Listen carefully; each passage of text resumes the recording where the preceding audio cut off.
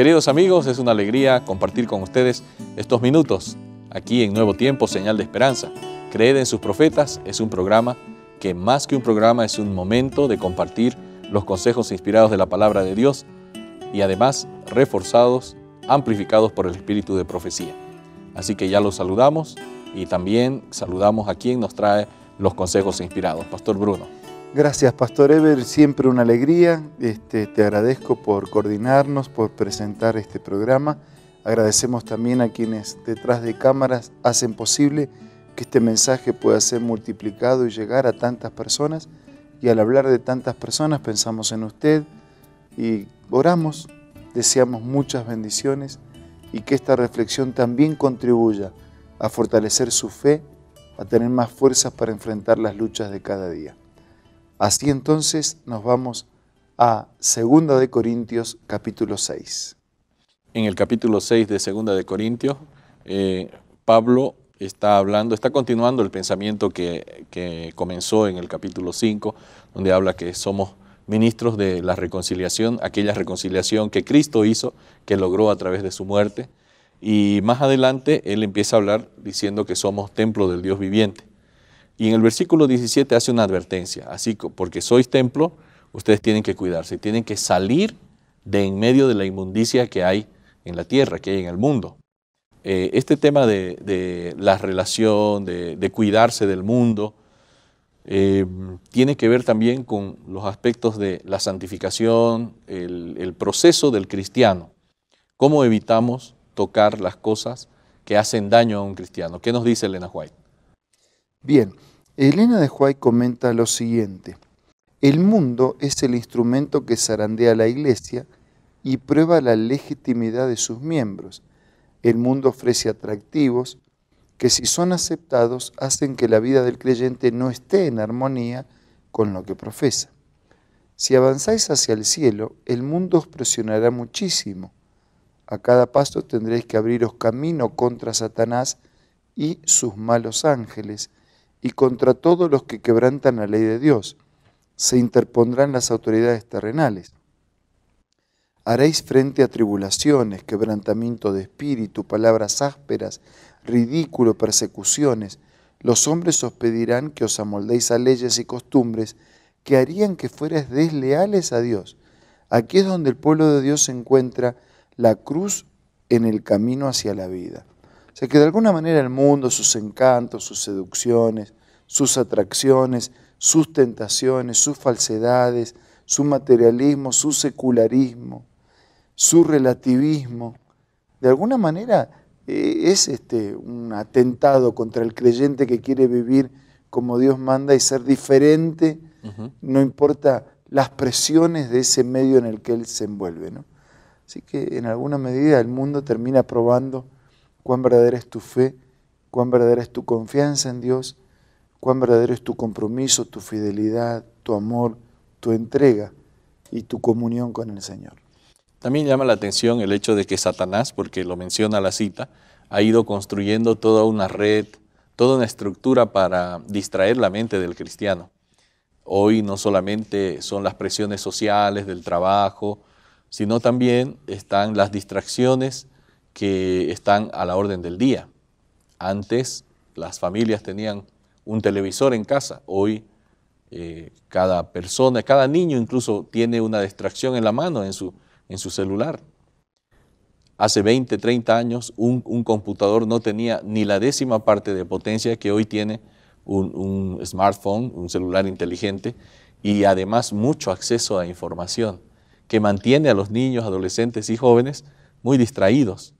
Y eso es una de las simplemente una de las cosas que Satanás está utilizando, ¿no? Sin nada que decir de las diversiones, como por ejemplo el cine, los espectáculos, espectáculos deportivos, en fin, una serie de cosas.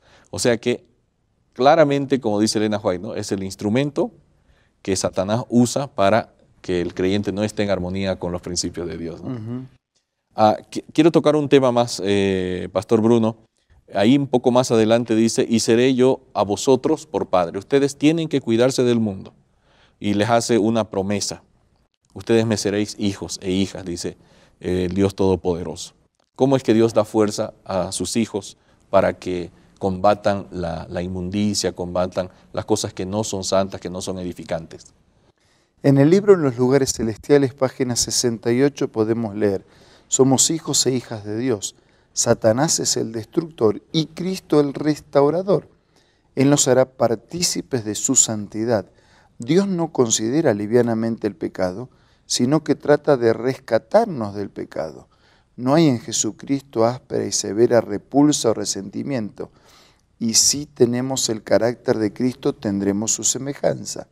No se nos fuerza a la santidad, sino que Él desea que imitemos su carácter, que lo admiremos, puro, veraz, generoso y amante. O sea, el diablo siempre va a trabajar, ¿no?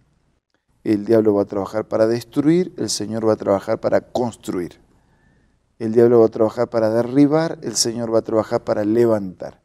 El Señor es el gran restaurador. Bueno, nosotros tenemos que mirar a Él. Cuanto más contemplemos a Él, más nos asemejaremos a Él. No podemos pensar que yo puedo ser santo por mí mismo. Yo no puedo ser santo. Pero sí puedo mirar a Jesús, admirar a Jesús. Y en ese mirar constante y permanentemente nos iremos asemejando a su carácter. Por eso Pablo más adelante dice que nosotros tenemos que contemplarlo, para que en la contemplación vamos pareciéndonos cada vez más a Jesús. Obviamente no se refiere al aspecto físico, sino que al carácter, ¿no?